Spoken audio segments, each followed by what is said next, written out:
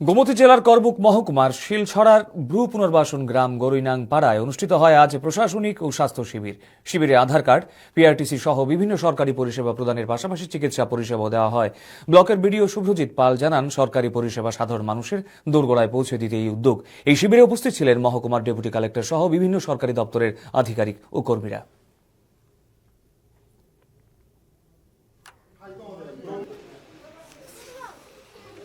হ্যাঁ, নমস্কার।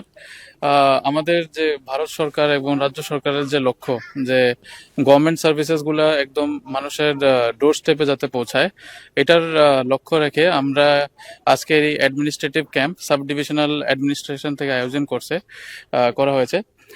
এখানে বিভিন্ন রকমের certificates like SC, ST, PRTC, ও মানে ওবিসি বা all certificate, marriage certificate etcetera. এটা একটা ছোট্ট প্রচেষ্টা।